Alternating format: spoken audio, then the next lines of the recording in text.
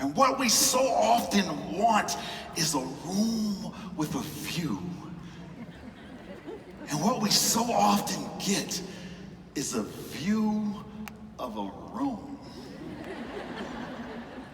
A boardroom that has seen too much of us, right? A bedroom that has seen us too little. We are too buried and so tired and still working more and balance less. And home late, eat late, sleep later, and live less. And call you later and see you less. It's not personal, it's just business. We're not personal, we're just busyness. So busy with a list of really important things that I am definitely going to do today. First, I'm gonna squirrel.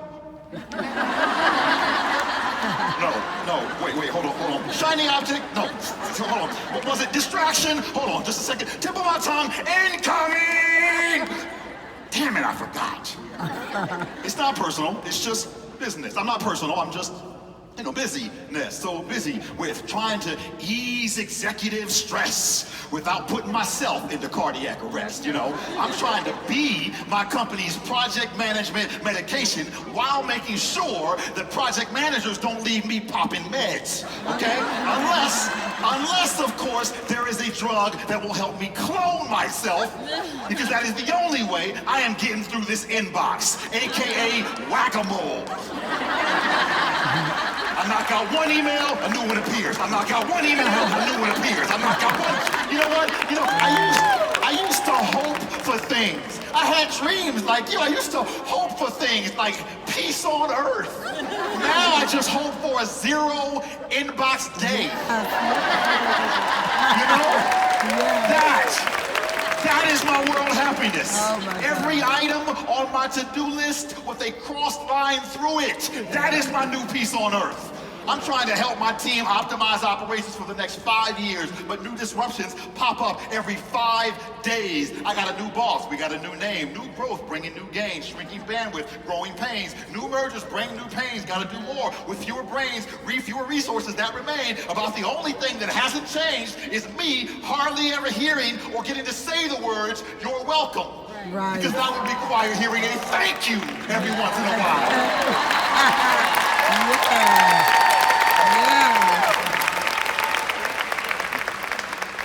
But I get it. Squirrel. No shortage of distractions, deterrents. You're gonna be all right. Y'all gonna be switching out for a while, just so you know, okay? With how fast I go, y'all are gonna be switching out. So yeah, rest up, get your fingers ready. Let's get down. No shortage of distractions, deterrents, and disruptions. And sometimes the disruption is a new tech, a new cyber threat, or a new competing company. But sometimes it's just the epic battle of me versus Monday. And I'll have you know, Monday fights dirty. Right? Yes. Don't it? Mondays fight dirty, dude. But I figured out a way to beat it. I'll throw the first punch a day early. Ha! In your face, Monday. I took your Sunday. Wait, that was my Sunday.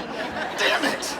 And I just gave it up so easily because I care so much. I love our team so much. I love the work we do so much. I so love watching us crush, get so high off the rush of being in a rush. I barely even notice my why, losing touch with my what. From the high of high tech that lowers high touch. There's an app for that, a device for this, a screen for all this stuff. So we walk head down past the us in us and forget to look up. So focused on getting moves done with each other and getting our growth on with each other. We barely even notice the ways we move away from each other. We allow the distance between us to numb each other until we've forgotten to be one with each other, till we've forgotten to have fun with each other.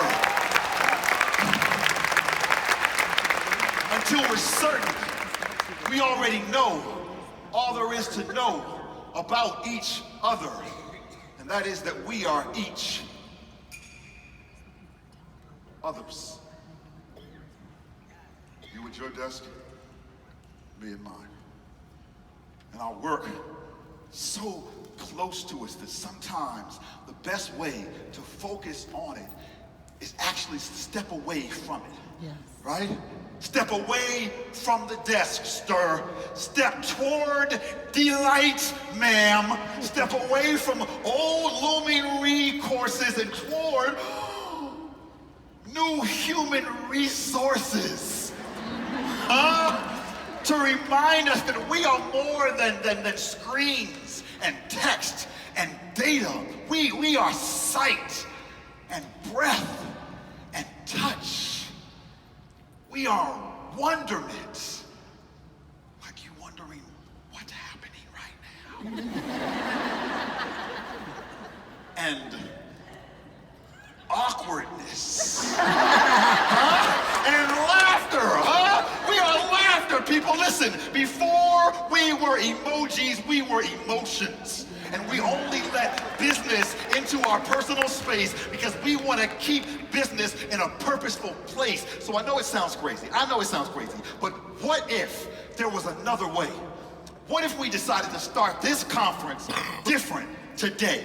What if we reintroduce ourselves to business in a fun, creative way? We bring a little recess to our work day. We take a few business rules and just disobey. We loosen ties and slip off heels, girl, like it's 6 p.m. Friday.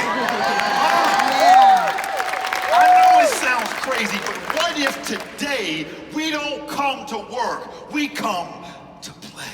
Y'all wanna play with me today? Let's play. And okay, no, hold on. No, stop it.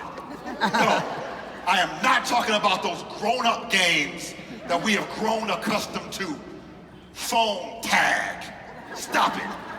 Email tag. Photo tag. No. We're gonna go old school, plain old-fashioned tag. You were it. Or maybe patty cake, Now, don't be too gangster to patty cake with a grown black man in the conference, all right? You ready? Okay. Come on, here we go. Okay, we're gonna work on it. We can get more advanced than that, right? Or like old school, like, kick the can, Or duck. Can you feel the tension mounting? Duck. Let's get the pressure, the anticipation, duck. Goose! She was like, she knew it was coming, and she still got scared. It doesn't matter, as long as it's any game that requires us to touch,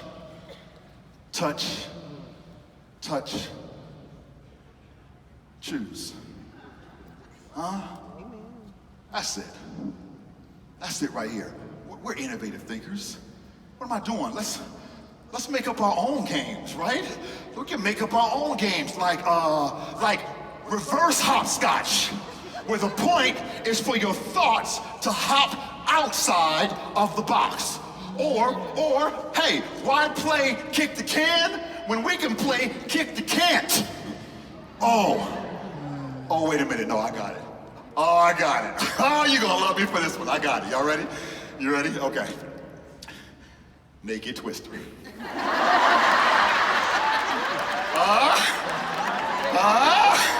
Who's with me?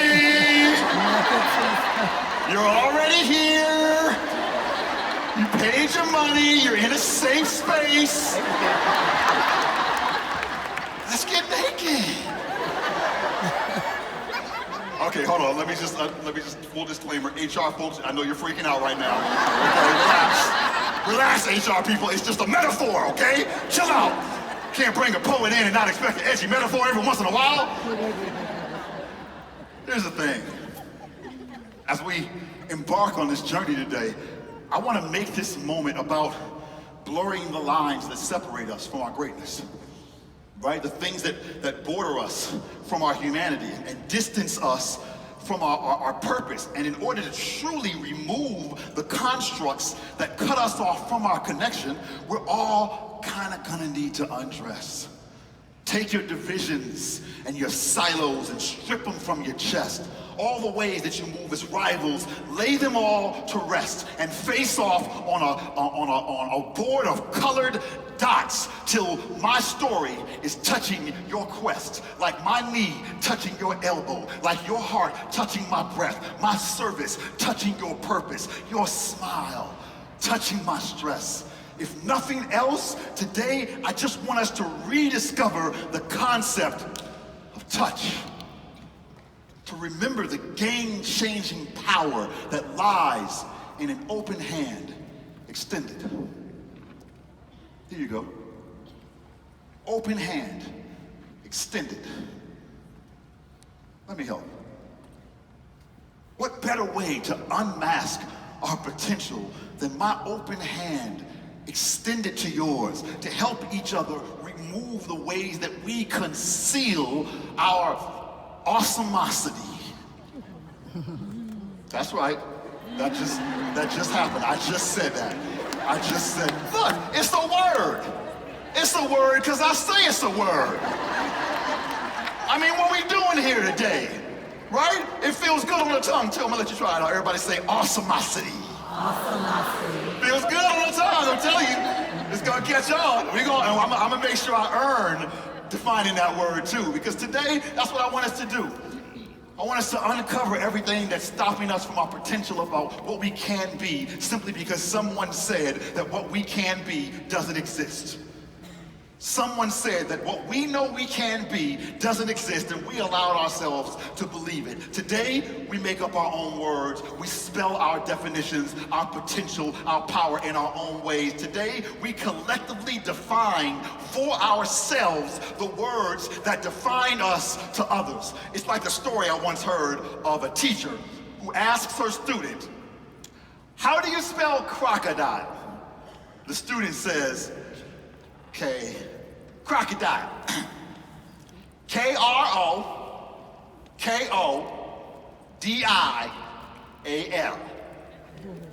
Crocodile." And when the teacher says, "No, that's wrong," the student responds, "Well, maybe it's not correct, but you asked me how I spell it."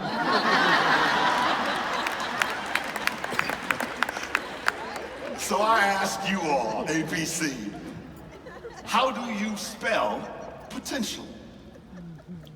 How do you spell potential? Because that's the thing, is that it comes from within you. That's how potential works. But also the limiting of potential comes from within you, right? Our greatest limitations, they come from within. We're talking about unmasking the potential, but who put the mask on? Now, we might sit back and say, well, there was somebody else to put the mask on. They've been masking me, and they keep masking me up in here.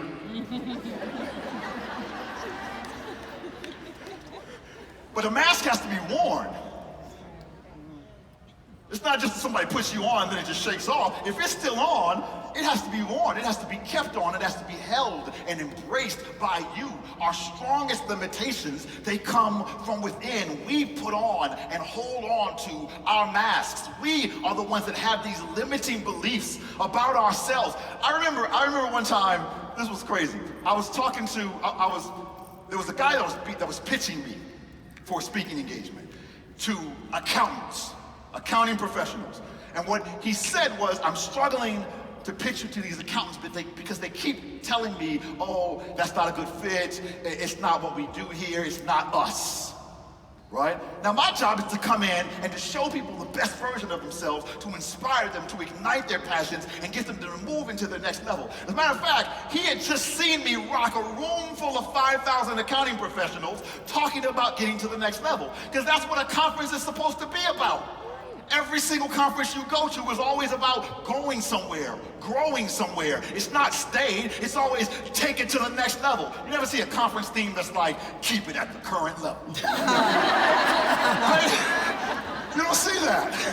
It's always about growing and challenging, pushing yourself somewhere. And that means you have to step outside of who it is that you believe you are in order to get to who it is that you know you can be next. That's why we talked about the next level. And what he said was, I found very fascinating. He said, well, unfortunately, despite how much I pushed it, despite the fact that I just saw you at the QuickBooks conference, despite the fact that I just saw you rock keep CPAs at this event and MPI and all these other things, he said, I couldn't sell it because it was something like accountants, unfortunately, we see ourselves as dispassionate. And as a result, we cut ourselves off from our passion. And I found that so interesting.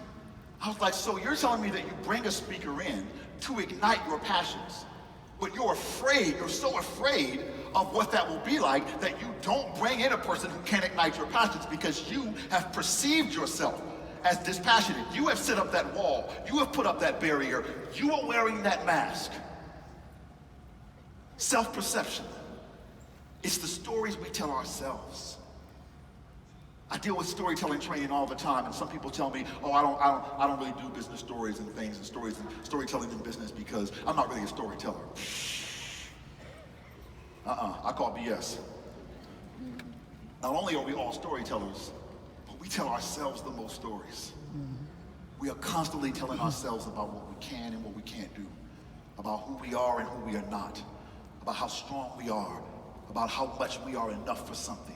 That is why I'm constantly telling stories to audiences, to organizations, not just stories that tell you who you are, but stories that help you to see the best version of yourselves, and so that you can help yourself to live into it, so that you can help each other to live into it. You all have the power to change your own story.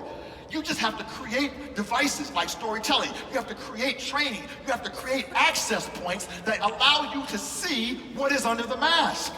If you have not created that access point, you walk into the mirror every day like, yo, this mask is looking good. I am rocking this mask. Wear it, slay with that mask, girl, slay. There's a device that I use to ignite myself sometimes when I have one of those days. Anybody ever have one of those days? Huh? Somebody say one of those days. When you have one of those days, there's a device that I use to just ignite my passions, right? I call it hitting the awesome pose. Or actually, I call it the soul selfie. It's like taking a selfie, but it's a soul selfie instead, right? Because everybody's taken a selfie before. Who's the one person in here who's never taken a selfie before? Raise your hand. Okay, yeah, 1, 2, okay, there's a few of you. Somebody help them out later. But actually, no, that's fine, because your maiden voyage with the selfie is now going to be the soul selfie, which is way more powerful. But for you, in case you don't know, here's how a selfie works. Pull out your phone. You hold it up, high angle, right? High angle, ladies, right? Okay, I learned that. Don't be, every time you put it, don't be, put it out! Don't be putting it out here! Every time, like, I learned my lesson. It gets dangerous if you put it low. Yes, right. High angle, and then you look at yourself, okay? And then you click, and then what happens? You're like, no, I don't like that one. Right? I don't like, that's not how I really look, right? No, I can do better than that. Click, no, that's not the real me. Click, click, click, click, click, click, click, click, click, click. Then, suddenly you see yourself. Click. There I am. Look at me, right? And then what do? You put it in your pocket and save it? No, you send it. You send it out to everybody you know. Personally, Instagram, Facebook, TikTok, Snapchat, all of it, right? We're gonna do the same thing with the soul selfie. Soul selfie works a little differently though. Soul selfie is like holding up like a little hand mirror and it's looking at yourself until you find your most powerful self, your strongest self, your mightiest self. And then when you don't see it, you keep pushing past it. You keep pushing past it until you see it. And then when you see it, you send it out. And I'm gonna show you how to send it out. Matter of fact, why don't I teach you how to send it out? Well, y'all wanna do a soul selfie with me? Stand up. Stand up real quick. Let's do a soul selfie real quick. This is gonna be a nice, easy way to access your awesomosity. All you gotta do, put one hand in the sky, turn it inward, make a claw like you're holding a hand mirror, bend at the elbow till you bring the hand mirror down, lean into that hand mirror, and then keep looking for yourself. And when you see that version of yourself that's weaker than you are, nah, that ain't me. When you see that version of yourself that's more scared than you ever should be, nah, trash that. But then when you find that version of you, That version that says, I am beautiful enough, I am powerful enough, I am smart enough, I am strong enough, I am worthy enough, I am enough. When you find that version, do you see it? Do you see it? Do you see it? If you see it, then I want you to send it out to everybody in the world by saying the words, I am awesome!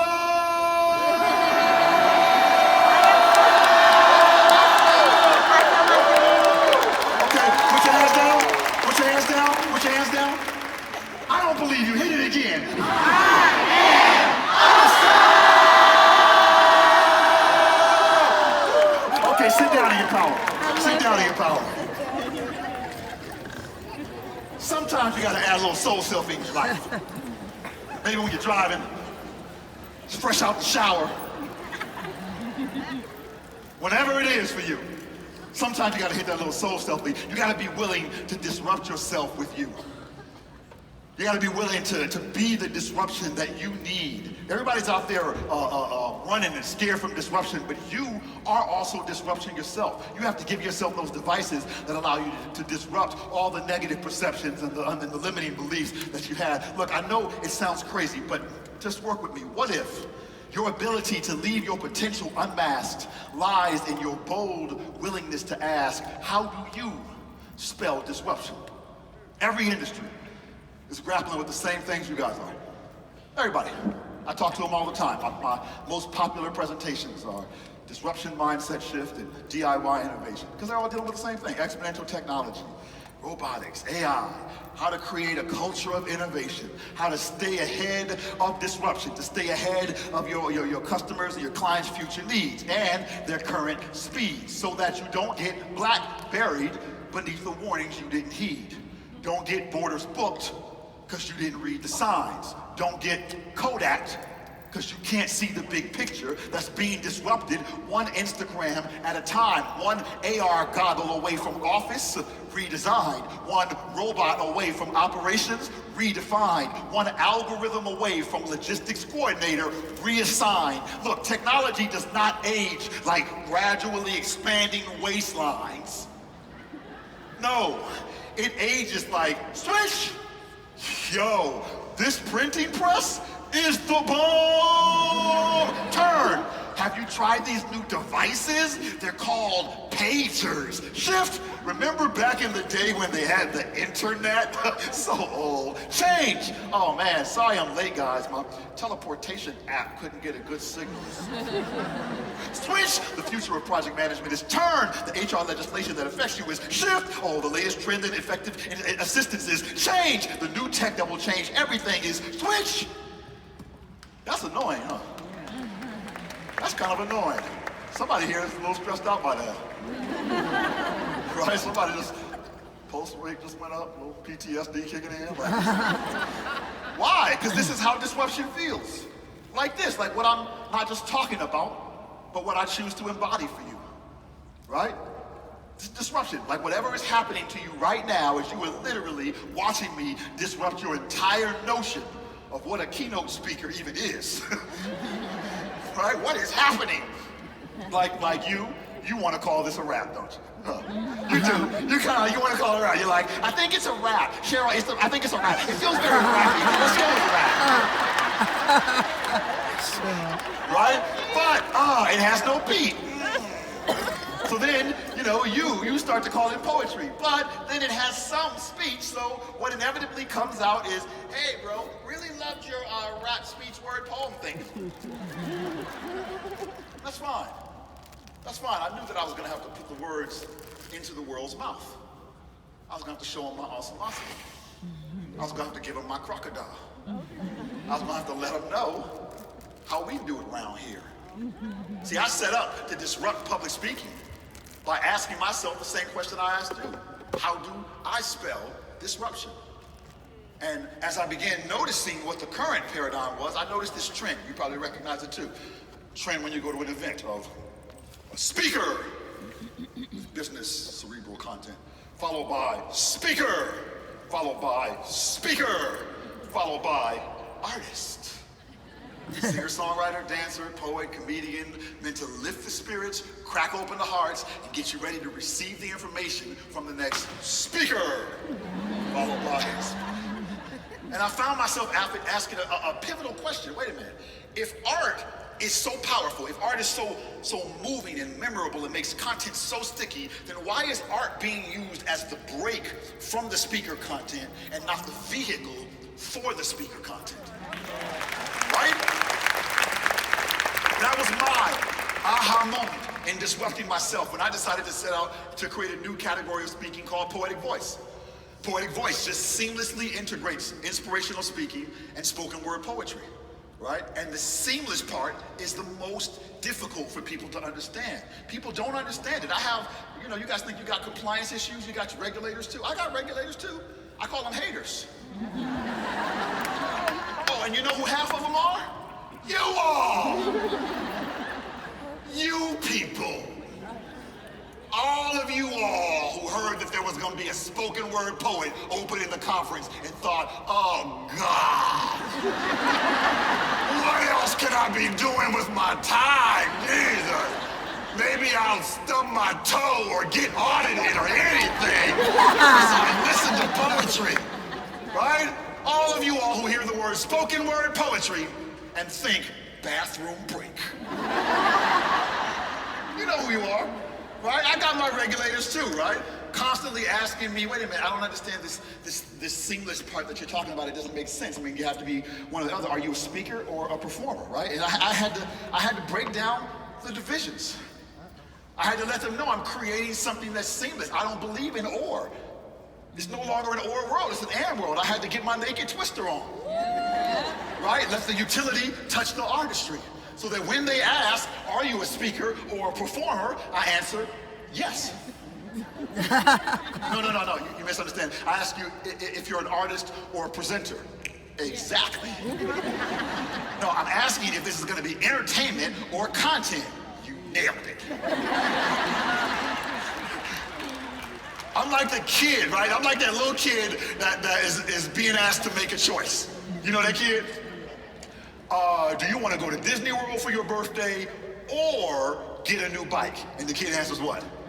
Yes. No. Do you want a puppy or a dollhouse? Thank you. A new baseball mitt or a remote control car? I'll take them. An Xbox or, look, Dad, what is it exactly that you do not understand about this? What I want is to sit in my dollhouse and pet my puppy with my baseball mitt that's holding the remote to my toy car and my Xbox in your minivan that's hauling me and my new bike to Disney World.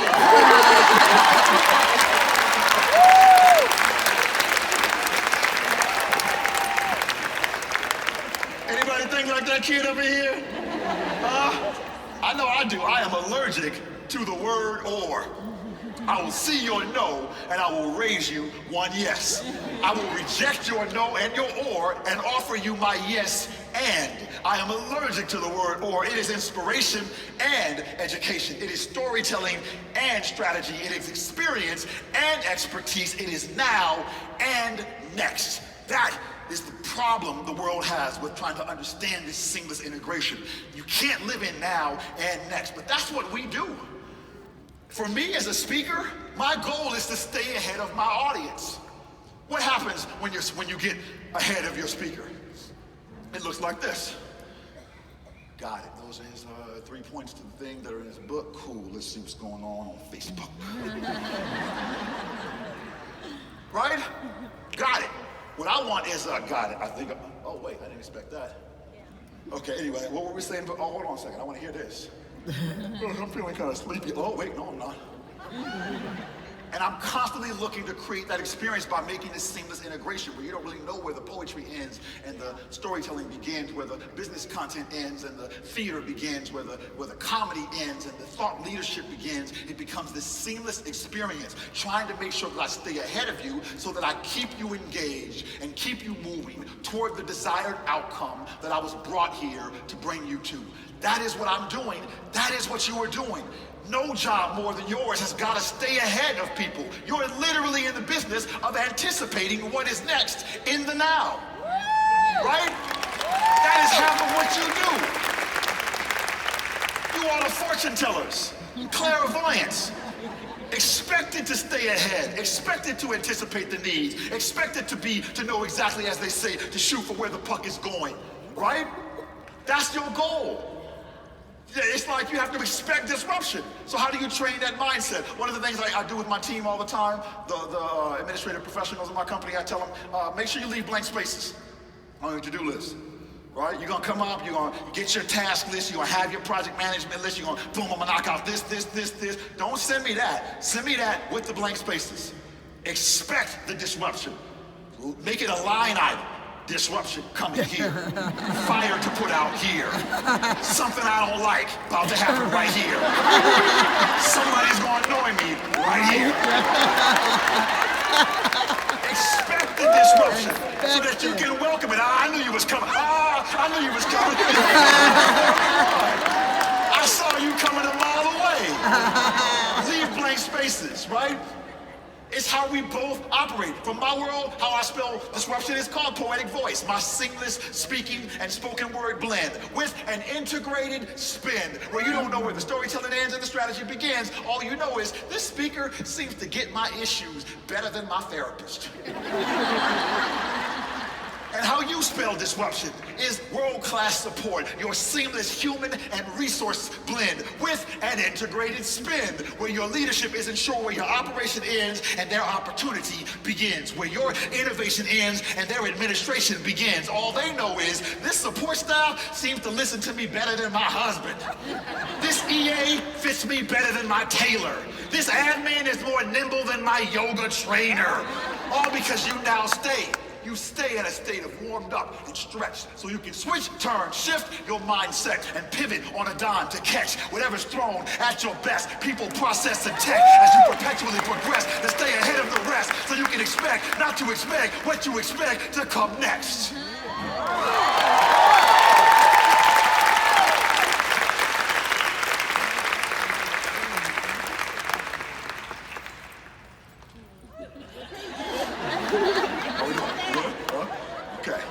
Stretch, stretch. Self-care, stretch.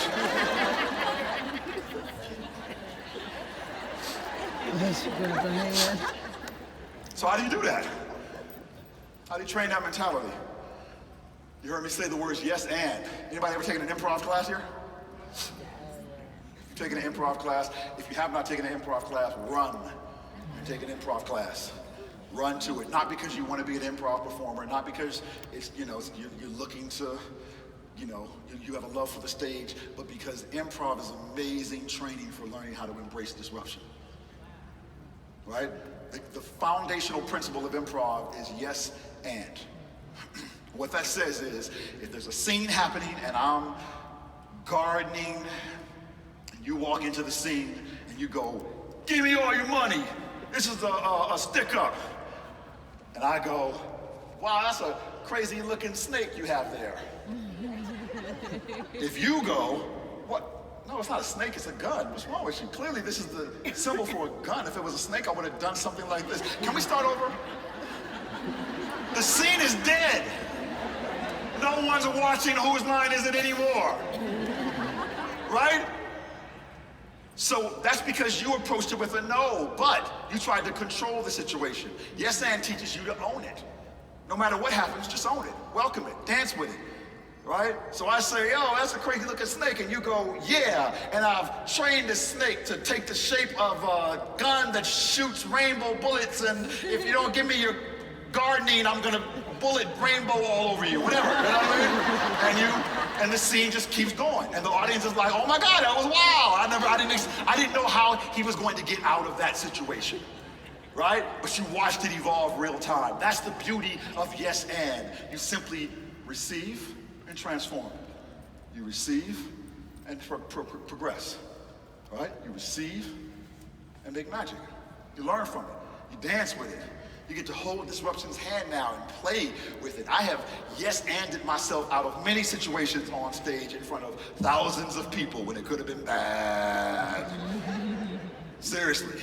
I'll give you an example of like an actual physical yes and then I'll give you an example of a mental one. Physical one, at the crescendo of a speech, speaking to a healthcare organization, and you know that part when you don't want anything to go wrong, yet in the last few lines, and suddenly, beep, beep, beep, fire alarm starts going off.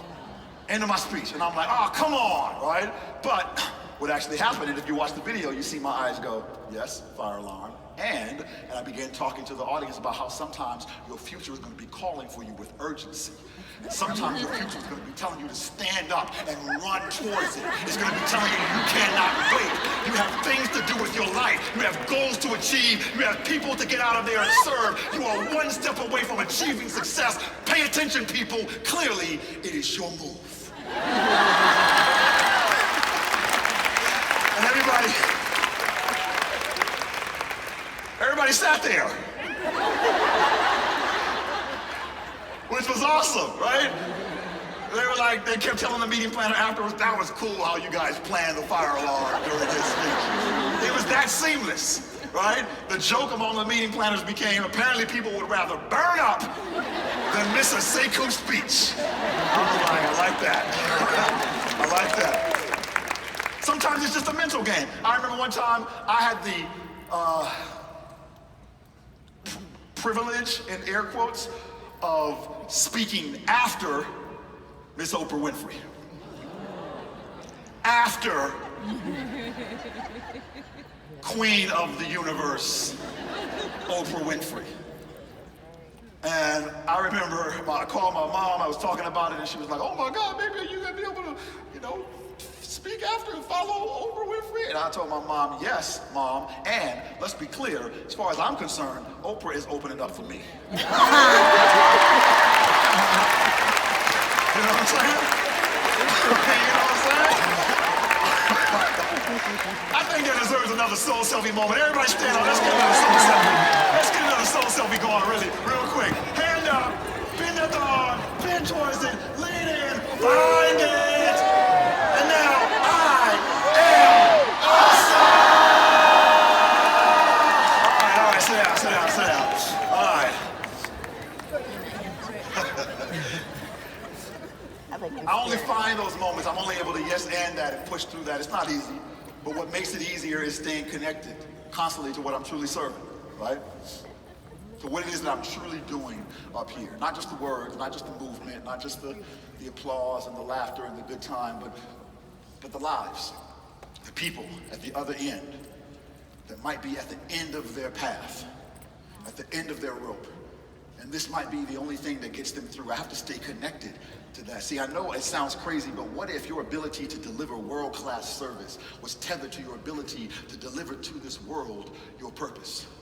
But only if you ask yourself, how do you spell purpose? When hiring someone, I always in the interview, I ask them a question every time. What's your purpose currency? What is your purpose currency? Right? What is that currency that you can be paid in that pads your paycheck, that is just as valuable to you as monetary income, that is just as fulfilling to you? Because there will be days when you were working for this company that you feel like you were working way more than you were getting paid. Every single one of us in this company feels it, nobody more than the boss on stage. I over-deliver for my clients constantly and hold myself up to high standards of excellence. So you will not outwork me, but you will work. And on those days when you need to work and you feel like, yo, this is way more than what's appearing in this envelope or what's being sent, downloaded to my bank account, what is that currency that you can be paid for that makes you feel like, and yet I got paid today. I made enough today. This was way worth it. There's one of my main, I'm gonna give a little shine right now to one of my primary team members. My ace boom coon, my right-hand woman. Her name is Nessa. Everybody say hi, Nessa. Hi, Nessa. Nessa is my right hand. And she started off as executive manager, just slightly above executive assistant. And now she has officially, a few months ago, become my managing director of the company. And yes, I'm very proud of that. I'm very proud of her. She went to my director of relationships and she kept growing. Why? First of all, I love her. She's great. My team loves her. She's great. But my clients love her. And she's the face and the voice and the energy of my company. That's the position you all hold. You have to remember that. You're the voice and the face and the energy of the company. I remember one time I was getting ready to sign up for training with one of my business coaches who's become one of my dear friends and my sister now, a woman named Lisa Nichols. And she has a company called Motivating the Masses. And I was signing up for coaching. I was trying to decide if I was going to join their global leadership program. And I watched Lisa work a room. She was fantastic, amazing speaker. But I also watched her team. She had this amazing energy, but it was the energy of caring. It was the energy of service and support. But I also noticed how the minute that I would, anybody in the room would sit there and do this, and then they do this. Instantly, somebody was right at their side. Hey, can I help you with something? How can I serve you? And I was like, that's great. They needed a tissue, a glass of water, don't need anything, but they were right there. I felt like her fingerprint ran throughout her entire organization. And I had people working with me that did not match my fingerprint. And I had people tell me that, Sekou, working with you, I love it, it's amazing, your warmth, even the way you handle challenges, you make it easy for us. But this person is making it hard. They don't reflect who you are. And that's why when I looked at Nessa and I found someone who reflected my fingerprint, I was like, oh, we're gonna keep this. We're gonna keep this and we're gonna promote this. And that was easy for me because I wasn't surprised. She was overqualified. She was already overqualified. She came into the company overqualified. But she decided, she saw me teaching the world the soul selfie. And she was so inspired by it that she was like, you know what? I have worked for, multi-billion-dollar companies. I've run, huge teams on middle six-figure salaries. She's led that life. But she was like, I'm looking for something different right now.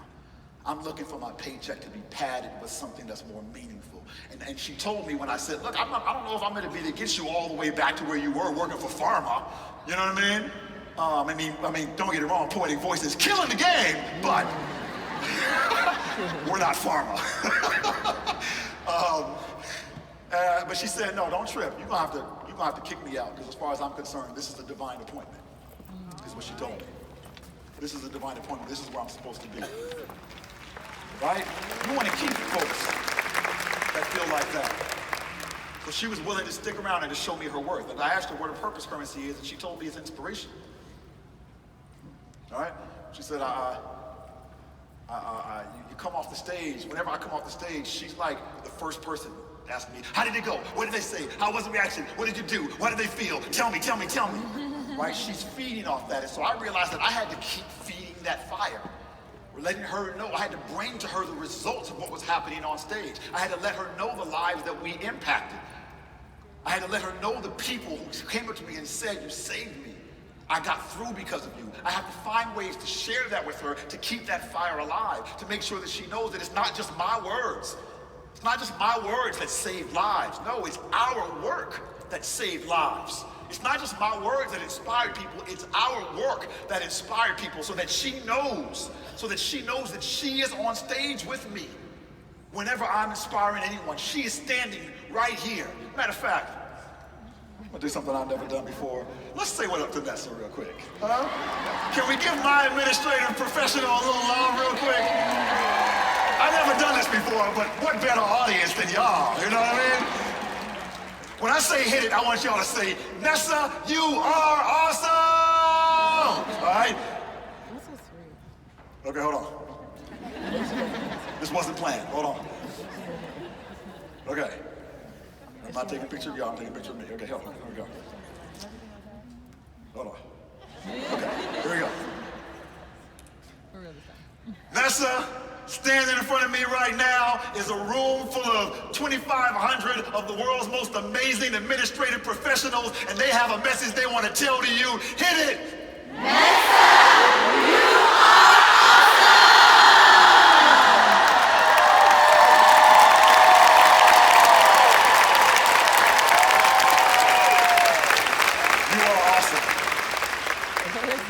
Thank y'all for that. I knew y'all were my favorite audience for a reason. That is why you all are my favorite audience. And I'm not just saying that. I know it seems like I'm just saying that, but here's the truth. My favorite audience are nurses. My favorite audience are store managers. My favorite audience are administrative professionals. My favorite people to speak to are the people who have their feet on the ground. People who are dealing with the real people every day. People who are in the mess, the foot soldiers of the organization. Those are my favorite audience because the rest of when I'm in healthcare and I'm talking to physicians, I gotta crack open the humanity. When I'm talking to the C-suite, top level executives, I gotta crack open the humanity. But y'all come with the humanity. Oh,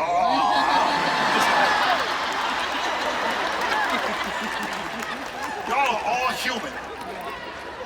So I know it sounds crazy, but what if the thing that every business is scrambling to try to achieve is the magic that you have already got up your sleeve? And all you have to do is ask yourself, how do you spell humanity? Because humanity is the magic. Magical changes began to happen for my business when I committed to bring my humanity to every stage I touch, right? Because humanity is what amplifies the impact, is what makes the business message personal. Anytime I'm training executives, they come up to me, how do you speak to people and create such intimacy with large audiences? I always tell them, look, first, stop speaking to people like they're bullet points. Stop speaking to them like they're business cards. Stop speaking like you're trying to prove that you're CEO. Nobody came here to listen to you prove. Nobody's ever come to an event and be like, all right, I paid my money, got my plane ticket. All right, let's see if this lady is really CEO. That's not why you come. You come saying, move me. See me. Connect with me. Let me know that you understand my struggles. Let me know that you know my hopes. Let me know that you understand my fears. Let me know that you have been where I'm trying to go, that you have been where I am, and that I will not be alone in getting there. Let me know that I am not alone. Let me know that this is the community that will be with me on the journey to my dreams. And people, those are not business needs. Those are human needs. Yep. The best way to connect with a human being is to first be a human being. Because that is the one job the machines cannot take from us. It's the job of being human. As more and more skills are turned over to AI and machines that can sometimes do them better and faster than us, it's the soft skills that we possess. They're becoming our most valuable assets in business. Our ability to nurture relationships, to tell stories that serve more deeply, and to make coworkers and clients feel heard and understood and safe in the ways that only human beings can. That is the power of storytelling. That's why you've got to bring storytelling into your life, into your business, however you can, to humanize your business, right? I tell you one quick way to access a little bit of your story, humanize your business card. Take your business card and on the back, just write something, a new truth about yourself that has something to do with your business. Let that be what you start sharing with people. Because the front, that's just the front. It's merely the forward to the story to me. But the back, that's where our lines become blurred and our walls dissolve, revealing the truths of who we are. The everyday experiences that bond us. Fresh cut grass beneath bare feet. That's what it says. No? That's not you? Okay. Monday morning snooze butts. Couple more of you right there. Okay. Sick days called in with fake coughs, playoff tickets in hand. A few more of you. Okay. All right. Let's get real with each other now. Bathroom scales that must be either broken or blatantly lying. Just me? Okay. Requesting to follow your kids on Instagram. Having that follow request ignored. Okay, let's get real with each other now. Real. Standing on a treadmill machine and entering in a false weight. Anybody else do that? Anybody else do that? This is how much I feel like I weigh today, right? How about nodding through a trembling smile as Dad stands there in that stupid hospital gown and says the words, no. No more chemo. This is what's there. It's what we share. Fathers with children, wives at the office, the most crucial board presentation of the year, and can't stop thinking of his voice on the phone, her face when she's sleeping, children's laughter from the hallway. We told her we would be there again. But the conference call went late again, and she stood up from that piano, desperately searching the recital audience for a glimpse of us, and fought back tears during her bow again. See, I know it's crazy, but what if this is the us that's inscribed on the back of business cards? And if we just took a second to look closer, we'd see what's shared in who we are. Because you all aren't businesses, you are human beings with adjoining desks and tangential flesh, common breath and inevitable death, trying to find your harmony in someone's song before your final rest, to solve the puzzle of a life well lived and then share it with a guest. But we have to be brave enough to get to the sharing part. You have to do it in the small ways you can tell stories to give someone the opportunity to see themselves in you. And I have to do it. I have to do it in much bigger ways, if I'm being honest. My storytelling has got to go much deeper. It's got to be much bigger. I got to push.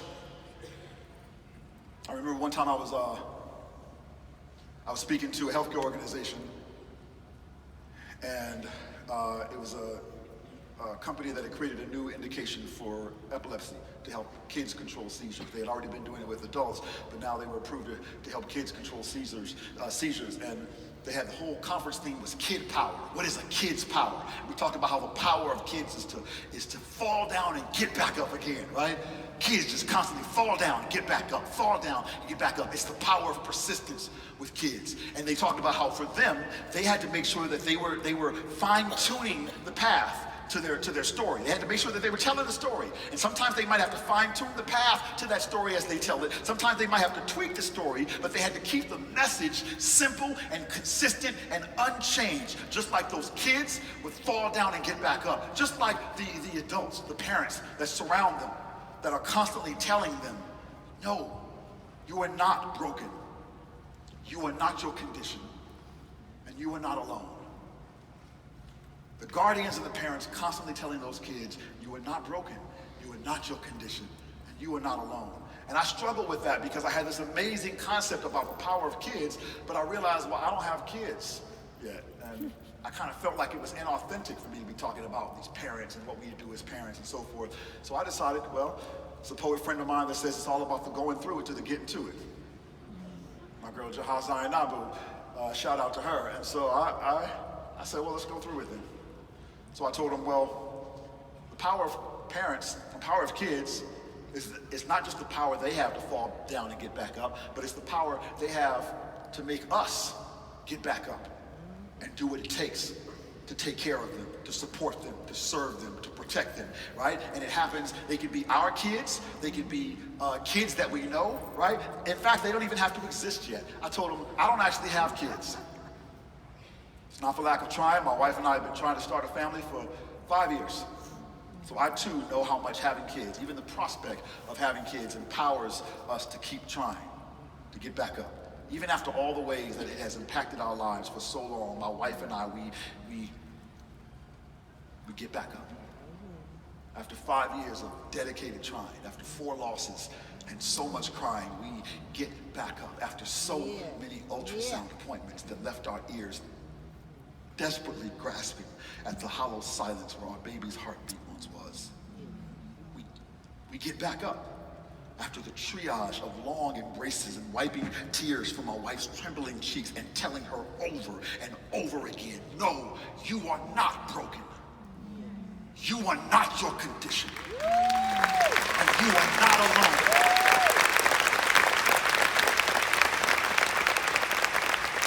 Together we get back up.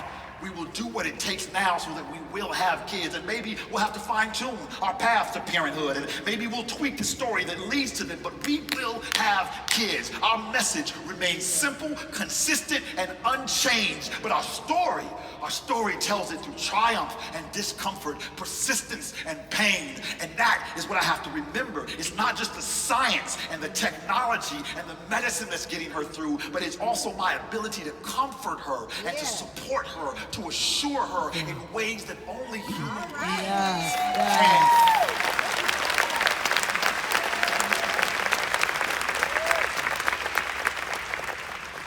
funny is that, people don't always know where that's going initially. They told me that when I told them that story. They all came to me and said, you know what, we didn't really know where you were going with that. Fertility, because we're epilepsy. And then they said, but something happened. We just decided it was engaging enough. We went through, we shared the story. Then something happened. In the middle of it, suddenly you were talking about your wife, but I was seeing my sister. You were talking about your wife, but I was looking at my son and my daughter, my granddad battling cancer, the heart disease in my family. Somebody in my family, in my life, it became personal for me. So when you retied it back to what it is that we're doing in our job, it meant more to me then than if you had just gone and talked about the data. If you had just gone and given me the information, you personalized it in a way that suddenly it all made sense. That's the power of storytelling. It catalyzes the pathway to making business personal. And trust me, when you're talking about fertility, it can get very personal. I'll be talking to complete strangers, giving you all kinds of tips. I love it. People have been dying to tell their story all the time. And I just open the door and they're like, okay, what you need to do? There's an ointment, and then you need to do this with your hips, and then you need to and then I'll be like, I'm sorry, before we keep talking about your uterus, my name is Sekou. What's your... But that's fine. It catalyzes that pathway to make business personal in a completely appropriate way. It moves you from handshakes to hugs. That's what you want in business. In the most appropriate ways, you want to move from handshakes to hugs. You want to amplify that power of connection. If we know that we are truly better being a part of something greater than ourselves, then we have to be brave enough to create ways for us to access our greatness through each other by asking, how do you spell community? To share that spark with others who share your fire, to press your flame to another's purpose-driven desire with each handshake, with each high five, with each hug, with each stranger in whom you find family, with each story shared, each strategy exchanged, each other with whom you begin to see your same. You are union. Your mouth's full of fusion like an unlit flame. You are disruption. Your eyes hold hurricanes that are yet to be named. You are voice. Your throats burn with anthems waiting to be claimed. You are John, Paul, George, and Ringo. Meeting in New Orleans at the Superdome for the first time, trying to decide if anything worthwhile will come of your collision. And you will emerge from this studio firmly in your grasp a freshly written ditty called I Wanna Hold Your Hand. Because we can work it out, but only with a little help from my friends. So come together right now, over me. Yeah, there you go. And so you do. Look at you. You come together. Because you know the power in your collective song. You come together. Because you know the greatest resource that each of you has is each of you. The greatest resource that each of you has. Never forget the greatest resource that each of you has. It is each of you. Never forget that. Never forget the greatest resource that each of you has is each of you. It is each of you, blurring the lines between each of you, bringing peace of mind to each of you, unmasking the full potential in each of you like family. That's why I always say every business is a family business. And I don't care whether it's a business that was passed down to you by family, or a business that you work alongside family, or a business that keeps you close to family, or provides you money for family to be able to go on vacation with your family, and then take that second real vacation without your family.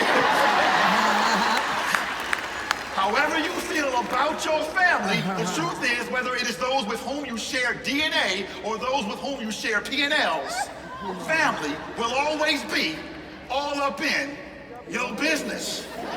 And it is because of them that we break our backs trying to over-deliver. We want to do better. We want to be better. We stay up at night pondering how to do more and serve more and increase your impact and drive bigger outcomes and transform productivity and challenge convention. And beep, beep, beep, alarm clock goes off while we are still up at night trying to figure all this out. You have got to make sure that you are not depleting yourself as you are trying to serve others. Lisa Nichols always says you have to serve people from your overflow.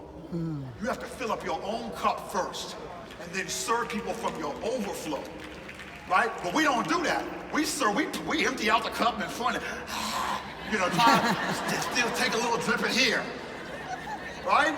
So stop it. Go to bed, Mr. Workaholic. Get some rest, Miss Ambition. Hug your kids, pet your dog, take a break, bathe for goodness sake.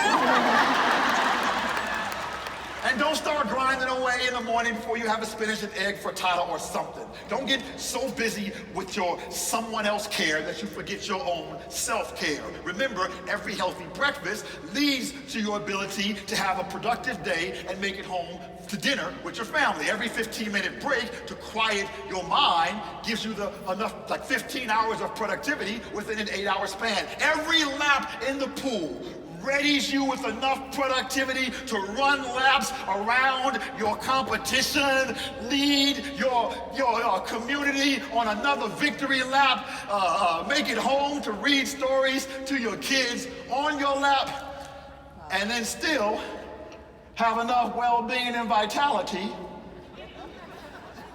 once the kids are asleep to light up some candles, put on a little mood music,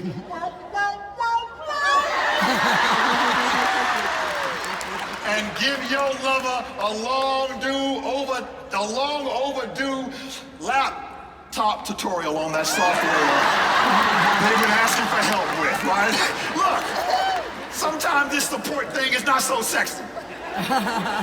But it's all part of your commitment to self-care that's necessary. I have to tell myself the same thing all the time, right? I was just telling her I'm sleep deprived. I'm struggling right now because, as you heard, I just launched this new album during my busy season, and we're going after the Grammy, and the voting season period starts tomorrow. So I'm out telling everybody I know, if you know anybody in the music industry, please share my album with them and tell them to vote for me. Because it's one person at a time that we're trying to achieve this. And this is a small album. This is a little album that could, but I believe that it can, and I believe that it will. But it's taken everything out of me. It's taken everything out of me. The album is called Sekou Andrews and the String Theory, by the way. Little shameless plug. But available everywhere. But I'm having to say the same message to myself. But I'm also having to remind myself that I'm driven by my purpose, right? Because it's not just you are what you eat. You are how you sleep. You are how you breathe. How you balance and believe. You are how you give and receive. You are how you support and help people succeed. You are how you innovate mindsets to achieve. You are how you teach, how you learn, and how you lead. You are how you serve others and better those in need. Like, here you go. Open hand extended. Let me help. Open hand extended. I'm with you. I got you. I feel you. See, for true impact, you don't have to get touchy-feely, but you do have to touch and feel. You can't impact something without touching it. You can't be too gangster to patty cake with your community. I want to see some people patty caking at this conference later on, all right? All right?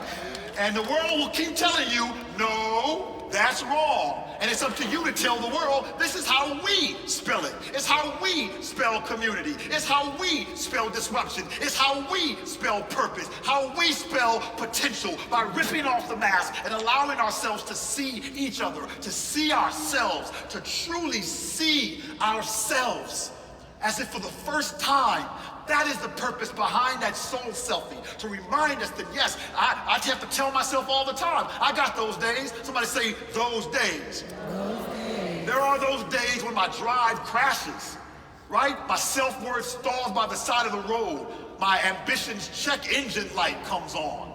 And I find myself at my bathroom mirror scratching the word can't into the hardened steam. But as I stare at my murky reflection with these broken down eyes, my reflection sees its reflection in me in the other side and thinks to itself, I don't know what he thinks he sees, but he must not be looking at me because I am awesome. That is what potential looks like, unmasked. Each of us insisting on delivering our best no matter what. It is each of us committing to move our communities at their core, inspiring them to always move toward more. Each of us crossing our borders between competitor and clan, becoming each other's story, inviting each other to dance, reminding each other of the power that lies in our ampersand when we hold this whole world in our open, extended hands, and all we had to do was get naked and peel away the layers that conceal the humanity we feel when our connections are revealed. So ladies and gentlemen, man your battleships, start your engines, break out your twister boards, and notify your day spas. Because come next year, y'all better need one hell of a manicure and massage. It is nails dirty time, people. Sleeves up, ties loose, sweaty brows. We got more communities to serve and customers to wow. We got more world to impact people, and today begins our now. We got more people to redefine and help tell the world how we spell crocodile. We got more important work to do, and what better time than now? What better world than ours? What better place exists? What better folks than us? And what better way